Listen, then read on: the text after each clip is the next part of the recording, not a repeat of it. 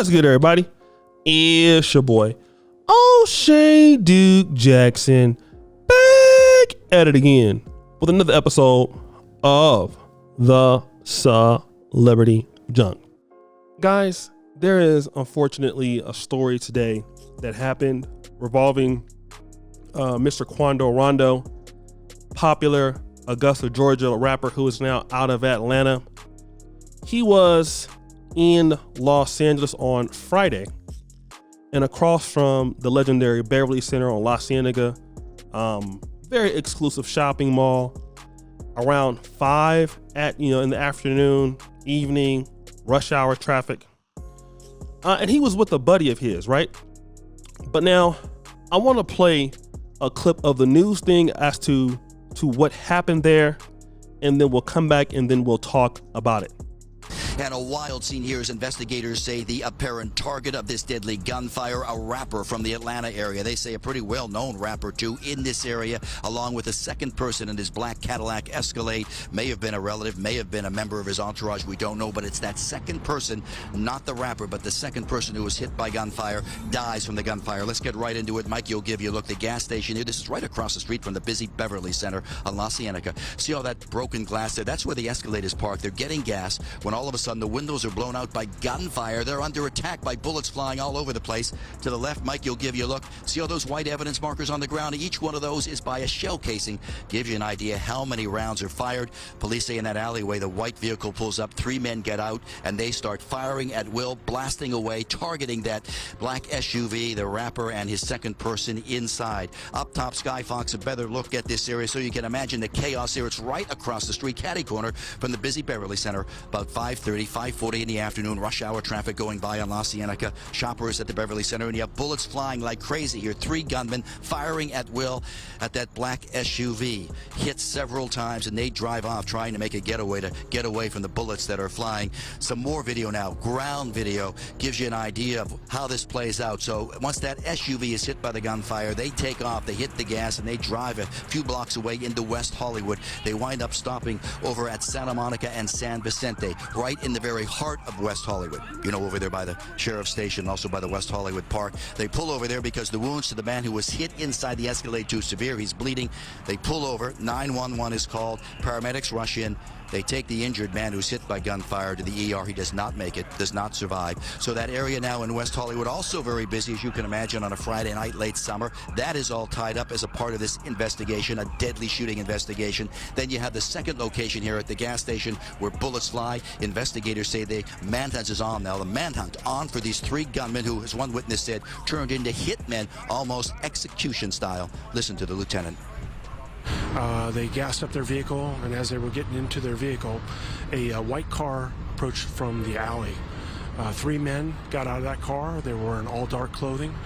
They approached, fired numerous shots, and then left in that white car going eastbound in the alley north of Beverly. It does appear that we don't see any kind of argument or anything go on beforehand, so clearly these men came here with a mission in mind.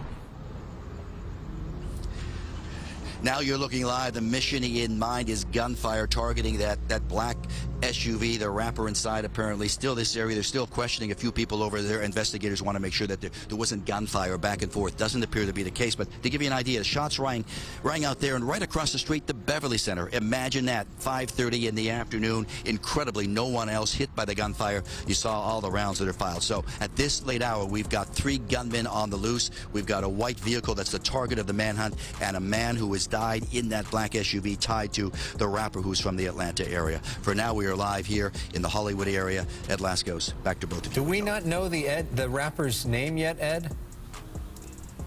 No indications yet. Investigators, I think, have a very good idea. They're not releasing anything yet because they're still trying to put the tie together on the man who dies here. They don't know if it's a relative or maybe a part of the entourage. As you know, a lot of these fellows always have a big entourage they travel with. So I think until they can get that ID nailed down, particularly notifying family members and relatives, they're not saying at this point.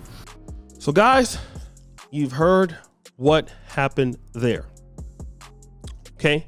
Now, people were saying that at first Quando Rondo was hit, but it was his friend, Lil Pab, was fatally wounded. Now, remember, Quando Rondo had got into it with King Von in Atlanta. Now, remember, King Von actually went and attacked Quando Rondo.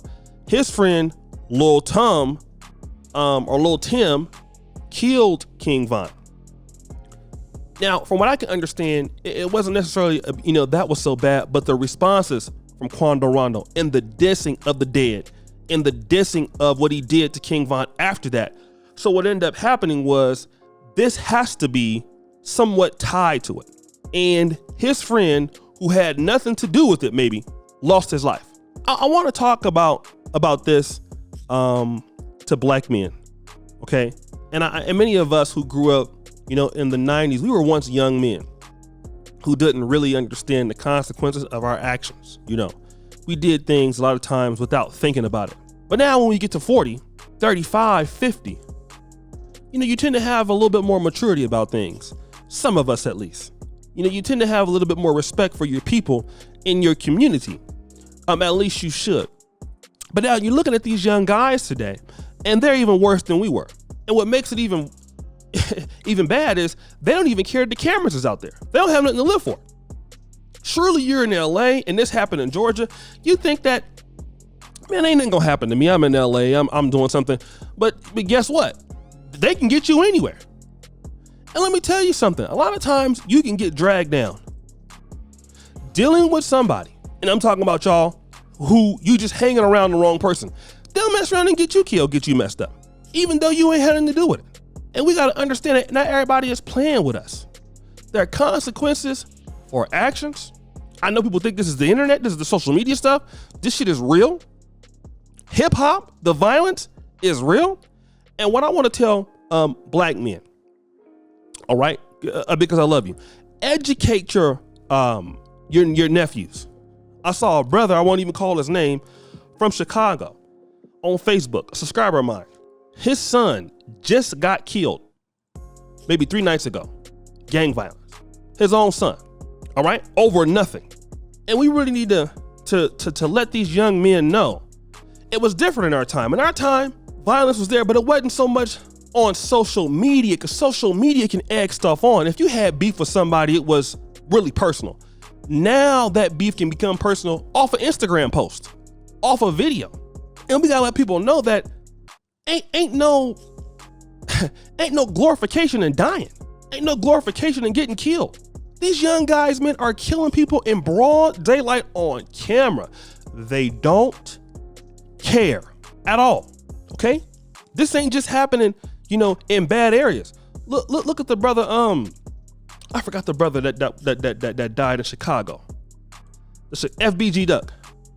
You see how that young brother was killed in the most exclusive part of Chicago in a great area.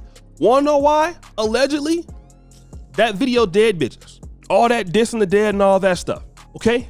And then they found, all these alleged gang members that killed him. And they're gonna find these other dudes who did that, which was stupid. But Quando Rondo, if you listening, brother, all that little stuff you doing around, you ain't safe nowhere now, man. You got these dudes willing to do anything to get to you.